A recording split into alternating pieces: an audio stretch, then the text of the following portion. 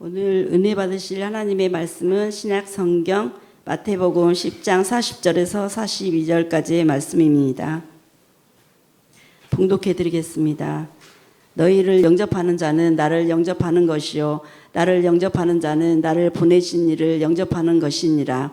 선지자의 이름으로 선지자를 영접하는 자는 선지자의 상을 받을 것이요 의인의 이름으로 의인을 영접하는 자는 의인의 상을 받을 것이요 또 누구든지 제자의 이름으로 이 작은 자 중 하나에게 냉수 한 그릇이라도 주는 자는 내가 진실로 너희에게 이르노니 그 사람이 결단코 상을 잃지 아니하리라 하시니라. 아멘. 오늘은 미움받을 용기, 미움받을 용기 이런 제목으로 말씀을 나누도록 하겠습니다. 미움받을 용기라는 이 제목은 사실은 유명한 책 제목이기도 해요. 심리학의 3대 학자 프로이드, 또 칼 융, 그다음에 이 아들러라는 사람이 있는데 그 아들러라는 분의 책 제목 중에 유명한 책이 미움받을 용기라는 책 제목이 있는데 그 책 제목과 오늘 설교 제목은 똑같은데 내용은 사실 달라요. 거기서는 이제 심리학적인 측면에서 사람들이 막 체면과 그런 관계 속에서 소신 있게 살아가는 것이 행복한 것이다. 그런 내용을 담고 있는데 오늘 우리가 함께 나누는 이 미움받을 용기는 예수님의 제자들과 예수님을 따르는 사람들에게 그 제자의 도를 말씀하시면서 이제 거기서 이제 제가 제목을 정했습니다. 한 권사님이 있는데 이 권사님은 굉장히 믿음 안에서 신앙생활도 잘하고 믿음 생활도 잘하고 너무도 본을 보이는 그런 권사님이셔요. 특별히 11조 생활도 잘하고.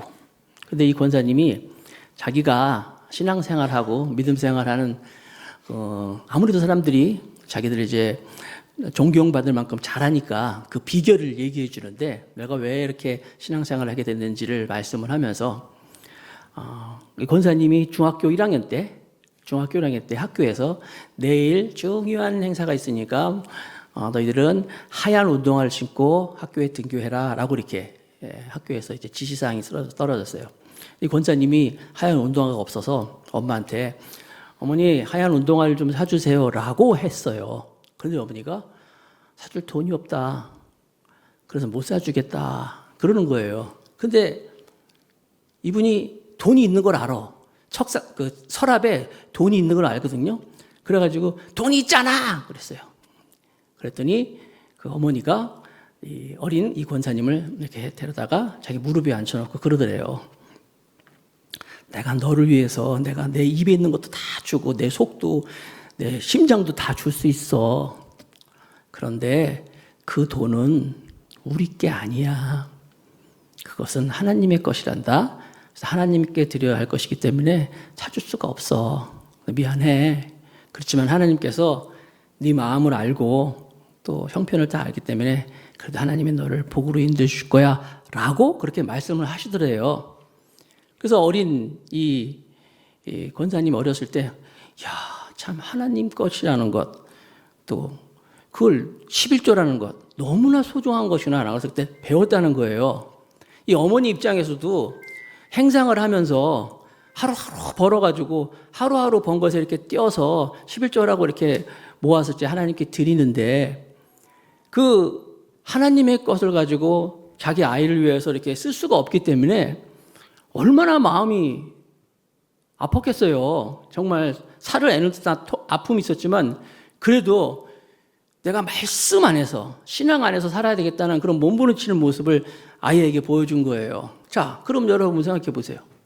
이 어머니는 믿음 생활 잘하는 훌륭한 어머니입니까? 아니면 자식 사랑도 모르고 그냥 오직 하나님, 오직 할렐루야만 하는 그런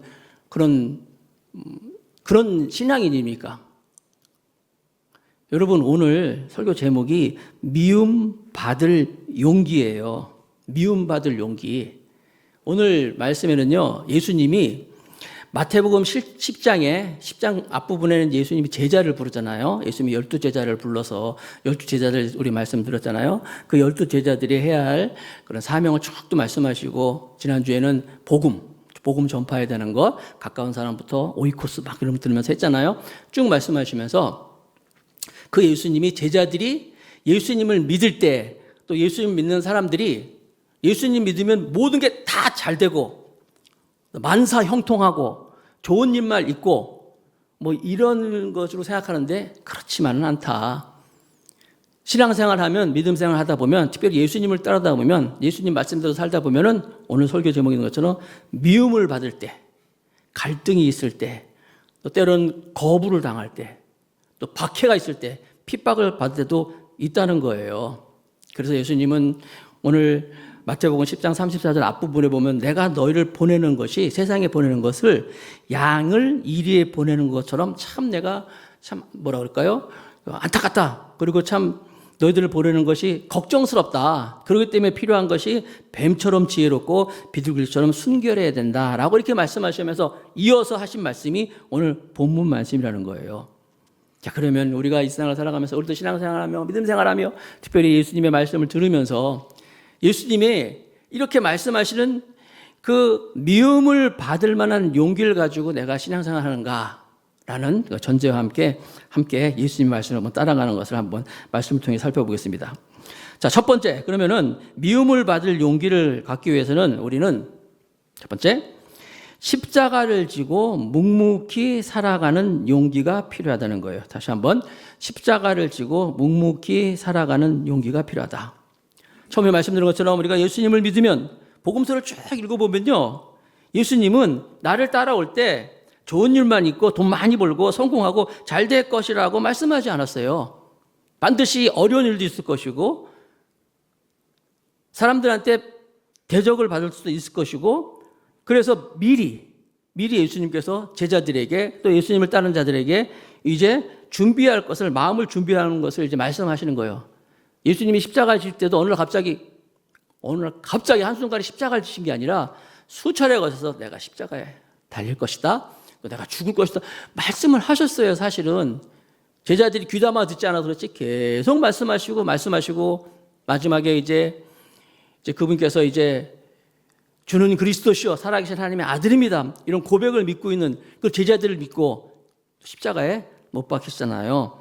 그러면서 그런 것처럼 예수님이 나를 따르는 자들에게 또 예수님을 따르면서 제자가 되겠다고 하는 사람들에게 이제 그 당할 불편함, 어려움에 대해서 이렇게 말씀을 하시는데 오늘 같이 마태복음 10장 34절 말씀을 보겠습니다. 오늘 본문 34절 말씀해 보니까 다 같이 읽겠습니다. 시작. 내가 세상에 화평을 주러 온 줄로 생각하지 말라. 화평이 아니요 검을 주러 왔노라. 무슨 말씀이잖아요. 화평을 주러 온 줄로 생각하지 말라. 화평이 아니고 검을 주러 왔다. 아니 예수님이 왜 이런 말씀하시지? 예수님은 평화의 왕이잖아요. 화평의 왕이신데 화평을 주시러 오신 것이 아니라 왜 검을 주러 왔었지?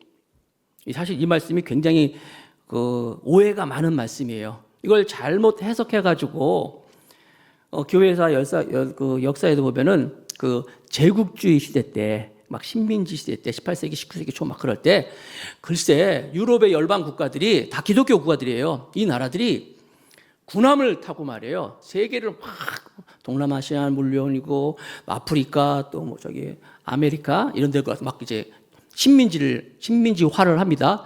막 이제 그때 이제 그 신대륙 발견되고 막 그랬을 때예요. 막 그래서 막 가면서 글쎄 군함에다가 총, 칼 이런 무기를 잔뜩 싣고 군인들도 있고 거기다가 선교사도 싣고 갑니다. 그래가지고 선교사를 싣고 가지고 물론 그래서 복음 이게 전하긴 했어요. 근데 사실 그들의 목적은 복음보다도 뭐예요? 황금에 대한 욕심이 많았어요. 물질에 대한 욕심이 많았어요. 그래서 이 말씀을 가지고 화평이 아니요 검을 주러 왔노라. 하나님을 믿지 않으면 우리가 싸워서라도 검을 가지고라도 이제 믿게 해야 돼. 막 이렇게 잘못 해석했다는 거예요. 왜 그랬을까요? 왜 이렇게 잘못된 해석을 가지고 이 말씀을 봤을까요? 먼저 우리는 주님이 말씀하시는 이 내가 세상에 화평을 주러 왔노라 할 때 이 화평에 대해서 우리가 오해를 해서 그래요. 주님이 말씀하시는 화평하고 우리가 생각하는 화평하고 다른 거예요. 우리는 평화, 화평 그러면은 뭘 생각해요? 화평하면은 사람과 사람 사이의 화평, 그리고 나라와 나라 간의 화평 이렇게 생각하잖아요. 그래서 이런 화평은 이 수평적인 화평이에요. 우리 서로 화평하는 거. 그런데 예수님이 말씀하시는 이 평화, 화평이라는 것은 그런 화평이 아니라 수평적인 화평이 아니라 수직적인 화평이에요. 즉 하나님과 우리와의 평화, 화평을 말씀하시는 거예요. 하나님과 우리가 원수가 되었거든요. 왜? 죄를 져가지고 죄를 졌으므로 말하면 하나님과 우리가 원수가 됐어요. 그런데 예수님께서는 이 하나님과 우리 사이의 평화를 위하여서 이 땅에 오셨어요. 그러면 하나님과 우리 사이의 이 평화가, 이 수직적인 평화가 저절로 이루어졌나요? 아니잖아요. 이 평화를 위해서 예수님이 어떻게 해요?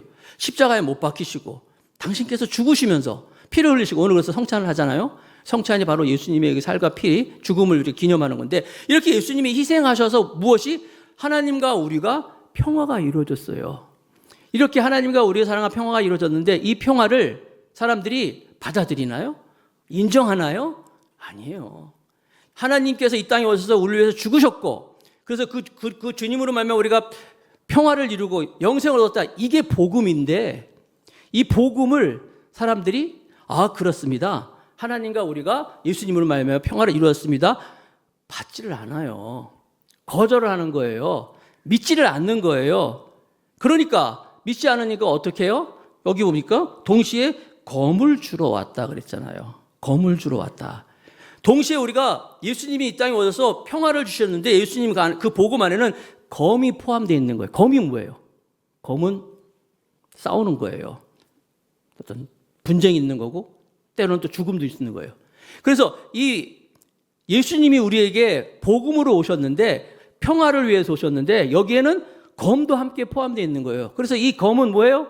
예수님을 배격하는, 예수님을 안 믿는, 예수님을 대적하는 이런 어둠의 세력들과 또 죄악과 사탄과 자기 욕심과 우리 안에 있는 예수님을 믿지 않은 이런 것들과 이 평화, 하나님과 평화를 위해서는 계속 뭘 해야 돼요? 검이 필요해요.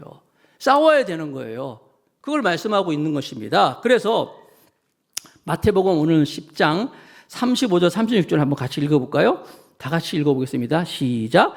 내가 온 것은 사람이 그 아버지와 딸이 어머니와 며느리가 시어머니와 불화하게 하려 함이니 사람의 원수가 자기 집안 식구라. 이것도 무슨 말이에요? 그래서 그 예수님을 배격하고, 그래서 우리가 막 싸워야 되는 검이 싸움이잖아요. 때로는 막 죽음이잖아요. 분쟁해야 되잖아. 화평이 아니라 이런 분쟁을 해야 되는데 이 분쟁의 시작이 어디부터냐? 아이러니하게도 가족부터 시작이라는 거예요. 가까움부터 이것이 있는 거예요.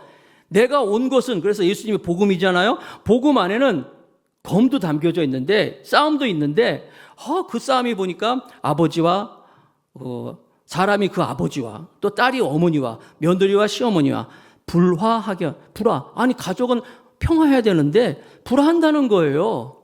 그렇죠? 그러면서 36절에 뭐라고 말씀하고 있어요? 사람의 원수가 어디? 자기 집안 식구라. 아니 자기 집안 식구는 가까이 있어야 되고 사랑하고 그런데 사랑이 넘치는 가정이 돼야 되는데 어떻게 원수가 될 수 있어요? 실제로 뭐예요 그게? 복음 안에서 복음을 막 배격하고 믿지 않고 막 이랬을 때 어쩔 수 없이 그 안에서는 검이 필요하다. 이런 거예요.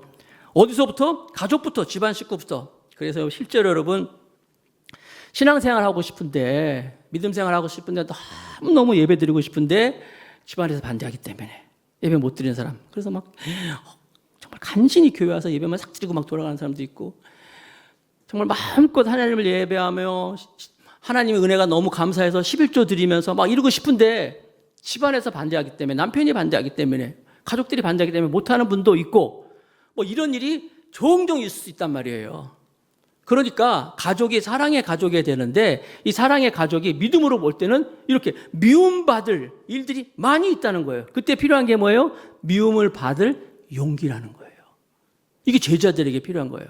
예를 들어서 그러니까 여러분, 이건 성경에는 뭐 부모를 공경하라 그러고 자녀들 사랑하라고 그랬는데 이거 어떻게 된 겁니까? 물론 중요한 소중한 말씀이지만 예수님이 이렇게 말씀하실 때 이것은 이 검이라고 하는 것은 우선순위예요. 우선순위.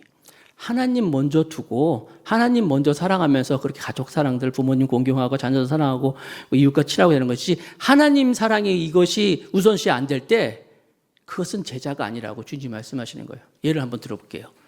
아브라함이라는 사람이 100세에 아들을 얻었어요. 와, 세상에 85세, 처음이 75세죠. 75세에 부름 받았는데 그때부터 아들 준다 그러놓고 25년 동안 기다리다가 결국 우여곡절 끝에 아들을 얻게 됐어요. 그게 누구예요? 이삭이에요. 너무너무 사랑하는 이삭이에요. 그런데 아브라함이 이삭을 얻고 나서 너무너무 귀한 아들을 얻고 보니까 너무너무 귀한 아들을 너무 사랑하다 보니까 그 사랑 안에 푹 빠져가지고 하나님보다도 이삭이 더 우선시가 돼버렸어요. 하나님은 어떡합니까? 어느 날 갑자기 아브라함을 불러요. 아브라함아, 네 사랑하는 아들 독자를 내게 바쳐라 그랬어요. 그때 아브라함이 어떻겠어요? 아니, 뭐 장난하시는 거예요?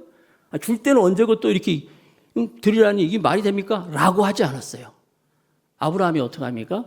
그 아들을 데리고, 우리가 창세기 말씀 나눴잖아요. 그때 아브라함이 모리아산에서 그 이삭을 바치러 갈 때 그 모습 같이 살펴봤잖아요. 3일 동안 아무 소리 않고 그 아이들 아이고 그 장작불 뭐 다 지고 가게 만들고 모리아산에 다 와서는 하인들은 있으라 그러고 그 아들만 데리고 산에 올라가는데, 아버지 여기 다 있는데 준비될 건데 재물은 어디 있어요? 막 물어볼 때 하나님이 준비할 것이다 이런 마음을 가지면서 결국 모리아산에 올라가 가지고 아들을 어떻게 해요? 결박하고 뭘 들어요?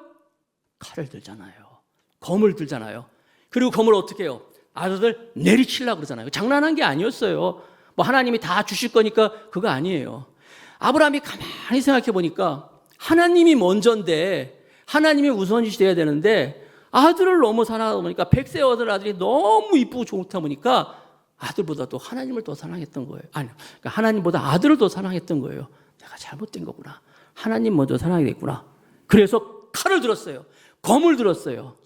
그게 뭐예요? 평화가 아니라 검을 주러 왔다 그랬잖아요. 그래서 비로소 하나님이 더 중요한 거야 하면서 손을 들어서 내리치려고 할 때 창세기 22장에 아브라함아 멈춰라. 이제야 네가 나를 경외하는 줄 내가 아노라 라고 말씀하셨어요. 그리고 예비된 제물을 하나님이 허락하셨어요. 뭐예요, 여러분? 우선순위를 얘기하는 거예요. 여러분들 부모님 공경해야 되는데 부모님 말씀 따르기 위해서 내가 신앙생활 버리고 신앙생활보다 내 세상을 가겠습니다. 부모님 공경해야 되는데, 자식을 사랑해야 되는데 다 소중한 거지만 주님이 이렇게 말씀하실 때는요, 우선순위를 얘기하는 거예요. 그래서 정말 여러분들이 하나님을 진정으로 사랑하고 하나님을 경외하는 사람들은 정말로 아버지를 사랑할 수 있고 부모님도 잘 사랑할 수 있어요. 하나님을 잘 공경하는 사람은 자녀를 사랑할 수 있는 거예요. 그래서 아브라함이 어떤 사람이에요? 믿음의 조상이 되었잖아요. 그래서 이 말씀은 우리가 평화라는 것을 바로 알고, 이 평화는 하나님과 우리 관계에서 이루어지는 평화구나. 이거를 위해서 때로는 우리가 하나님이 검을 주셨구나. 그래서 내 안에 있는 나를 사랑하고 하나님을 우선시하지 않는, 하나님보다 먼저 되는 것들을 검이 필요하구나 라고 할 때 우리가 제자의 도를 제대로 걸어갈 수 있는 거예요. 사랑하는 성도 여러분, 여러분들이 그렇게 살아갈 수 있기를 주님의 이름으로 축복합니다. 분명히 예수님은요, 하나님을 먼저 사랑하라. 먼저 사랑할 때 나를 따르시다고 말씀하셨는데, 마태복음 오늘 10장 38절 말씀하고 있는데 한번 읽어볼까요, 다 같이? 자, 시작. 또 자기 십자가를 지고 나를 따르지 않는 자도 내게 합당하지 아니하네. 이게 십자가예요. 십자가. 예수님의 십자가를 먼저 사랑하고 따라가는 사람은 다른 것들도 이제 하나님께서 먼저 우리가 십자가를 따르는 것이 중요한데, 수원에 한 교회가 있는데 이 교회는요, 11년 설립이 된 지 11년째 되는 해 12번째 담임 교육자를 모집을 했어요. 이상하지 않아요? 11년째 되는 교회가 12번째 담임 교육자를 모집했대요. 우리 교회가 올해 8주년 됐는데 내년에 9주년이거든요.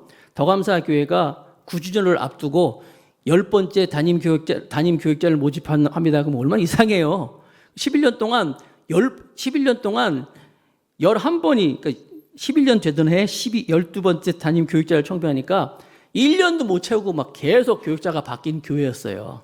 근데 그 교회에 12번째 목사님이 이제 부임을 해서 그 12번째 부임한 교육자가 41년 동안 그 교회를 잘 목회를 하고 이제 담임으로 이제 사역을 감당했어요.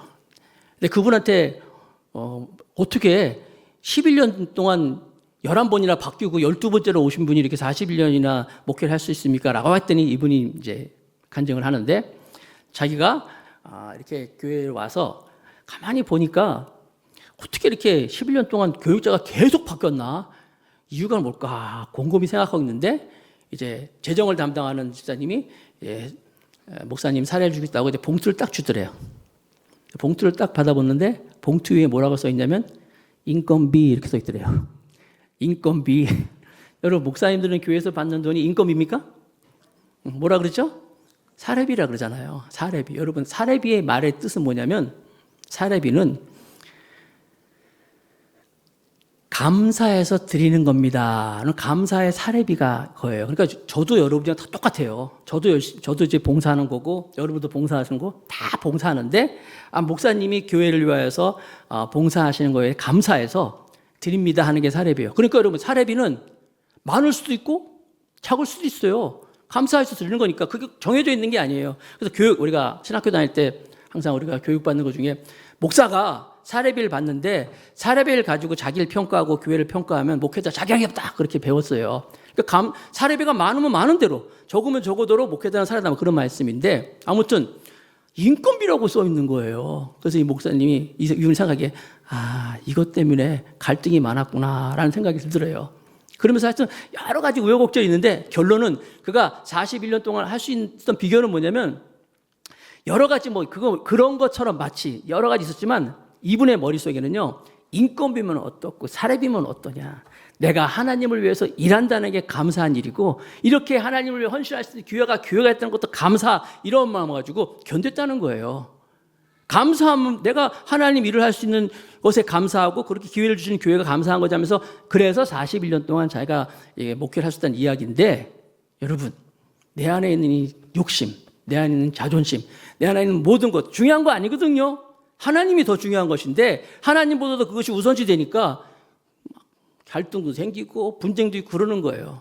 저 여러분들은 절대로 하나님보다 다른 어떤 것도 우선시하지 마시고 복음으로 안에서 주님이 주시는 평화, 참된 평화, 하나님과 우리가 하나 정말 참된 평화를 이루기 위해서 화평을 이루기 위해서 사소한 것들이 좀 있을 수 있지만 극복해 나갈 수 있는 우리 모두가 되기를 주님의 이름으로 축복하겠습니다. 자, 그 다음에 각자 여러분 삶 가운데 한번 적용을 해보세요. 그래서 내 안에 혹시 신앙생활을 하면서 어떤 믿음 생활을 하면서 또 봉사하면서 혹시 불편한 것은 없는가, 이런 걸로 인해서 내가 어려워하지 않는가 한번 여러분 적용해 보시고, 두 번째 우리가 미움받을 용기에 대한 두 번째 우리 하나님 주신 우리가 적용해 보고 선택할 것은 잃지 않는 상을 생각하면서 예수를 선택하는 용기입니다. 다시 한번 우리가 잃지 않는 그런 상을 생각하면서 예수님을 선택하는 용기다. 그래서 여러분 두 번째 우리가 미움받을 용기는요, 예수님 말씀하시기를 우리가 잃어버리지 않는 상이 있다는 거예요. 절대 잃어버리지 않는 거예요. 그걸 생각하면서 너희들이 예수님의 복음을 전하고 우리 주님이 가신 그 제자의 길을 가는 것, 이것이 중요한 것이다. 박해가 있지, 어려움이 있지, 다툼이 있을 수 있어. 그러나 그것을 너희들이 극복할 수 있는 각오, 검도 필요하지만 그게 다가 아니야. 또 있어. 두 번째는 뭐냐면 상이 있다는 거예요. 상급이 반드시 있다고 말씀하는 거예요. 자, 마태복음 오늘 10장 40절 말씀 같이 읽어봅시다. 시작. 너희를 영접하는 자는 나를 영접하는 것이요, 나를 영접하는 자는 나를 보내신 이를 영접하는 것이라. 어유 주여, 봐요. 여기 보세요. 너희를 영접하는 자는 나를 영접하는 것이래요.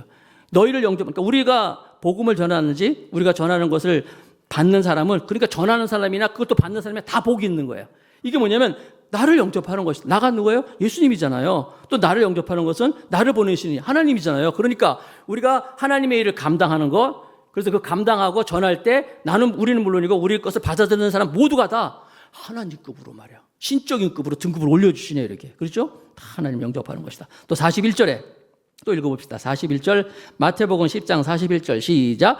선지자의 이름으로 선지자를 영접하는 자는 선지자의 상을 받을 것이고 의인의 이름으로 의인을 영접하는 자는 의인의 상을 받을 것이요. 다 여러분 상이 있다는 거예요. 또 마태복음 10장 42절에 또 읽어봅시다. 시작.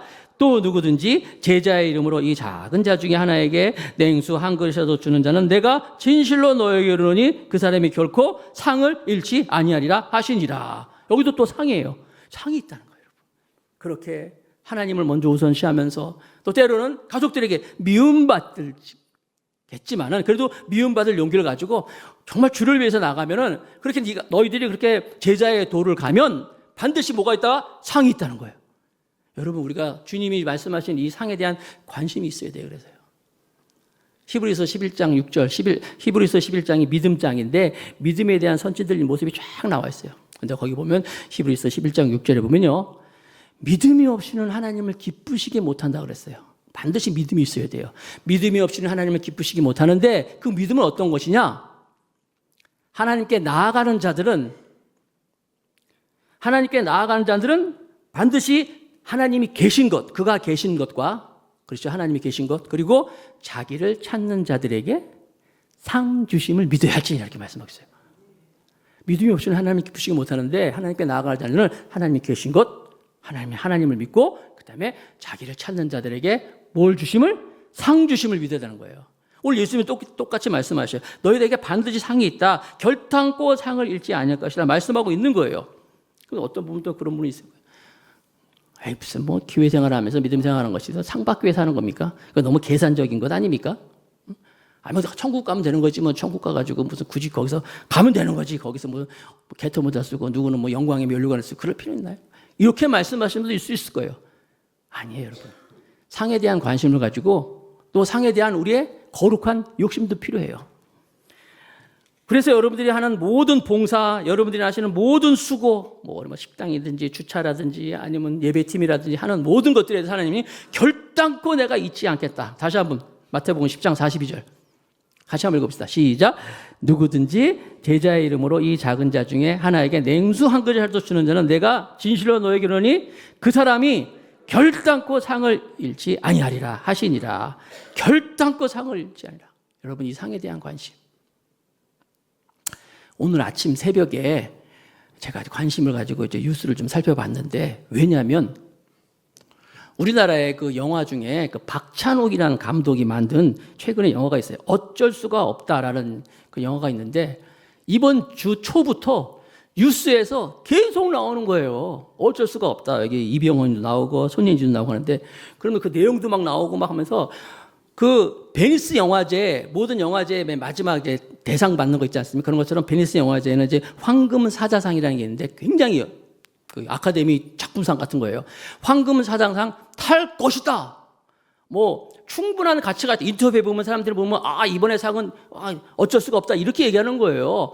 그러면서 막 얼마나 관심이 많는지 막 그러고 막 탈 거라고 막 굉장히 뉴스들이 많이 나왔어요. 그래서 오늘 주일 새벽에 결과가 나간다 그래서 내가 막 살펴봐서 쫙 어떻게 됐더니 똑 떨어졌어. 세상에. 그 기생충 이후에 또 아카데미 상처럼 큰 상을 또 받을 것이라고 기대했는데 똑 떨어져 버렸어. 뭐가 탔는지 관심도 없어. 하여튼 떨어진 거야. 여러분, 상이 뚝 떨어졌는데 그래도 거기까지 간 것만 해도 제가 용감, 이렇게 말하는 사람 있을 수 있죠. 예를 들어서 연말에 되면 무슨 가요 대상도 있고 무슨 연기 대상 이런 거 있잖아요. 다 연기 대상 있고 무슨 코미디 대상 있는데 거기 5명이 후보로 딱 올라갔단 말이에요. 딱 올라와가지고 이제 두두두두두 누가 될 것이냐 누구 하다가 땅 한 사람이 됐어. 그 사람은 막 좋아하고 막 축하하고 막 그냥 뭐 나와서 시상 소감은 그 중에 떨어진 사람은 나는 거기까지 올라가면 해도 내가 정말 감사하지. 기억도 안 해. 누군지도 몰라. 여러분, 나중에 우리가 하늘나라 갑니다. 예수님은 분명히 상이 있다고 얘기했어요. 결단코 상을 잃지 않을 거라고 말씀하셨어요. 그런데 거기 가면 되는 거지. 그럴까요? 정말 그럴까요? 아니에요. 이 상에 대한 관심이 있어야 돼요. 이 상에 있는 관심이냐, 아까 말씀드린 것처럼 믿음의 사람들 중에서도요, 아브라함 아까 말씀드렸잖아요. 아브라함이 히브리서 11장 10절 말씀에 이런 말씀이 있어요. 히브리서 11장 10절 다 같이 읽겠습니다. 시작. 이는 그가 하나님이 계획하시고 지으실 터가 있는 성을 바랐음이니라. 이게 무슨 얘기냐면 갈대아 우를 떠날 때 이거 어떻게 되겠지? 그게 아니에요. 분명히 그가 바라고 있었어요. 뭐를? 하나님께서 예비하신 것들을, 그 성들을 바라보고 있었어요. 모세 같은 사람, 모세도 봅시다. 모세 히브리서 11장 25절 26절 보면은 도리어 하나님의 백성과 함께 고난받기를 모세가 잠시 죄악의 낙을 누리는 것보다 더 좋아하고 26절 그리스도를 위하여 받는 수모를 애굽의 모든 부하보다 더 큰 재물로 여겼으니 이는 다 같이 상 주심을 바라봄이라. 모세도 그 애굽의 왕자가 되는 거 다 거부하고 그렇게 할 수 있던 것이 하나님이 주시는 상을 바라봤기 때문이다. 상에 대한 관심을 가지고 있었다는 거예요. 빌립보서 2장 16절. 사도 바울입니다. 사도 바울이 생명의 말씀을 밝혀 나의 다름질이 헛되지 아니하고 수고도 헛되지 아니함은 그리스도의 날에 내가 뭐 할 것? 자랑할 것이 있게 하려 함이니라. 상이잖아요. 고린도전서 9장에 보면 너희도 이 상을 받기 위해 달려가라 하는 말씀도 있어요. 상에 대한 관심이 있어요. 주님은 반드시 상이 있다고 말씀하셨어요.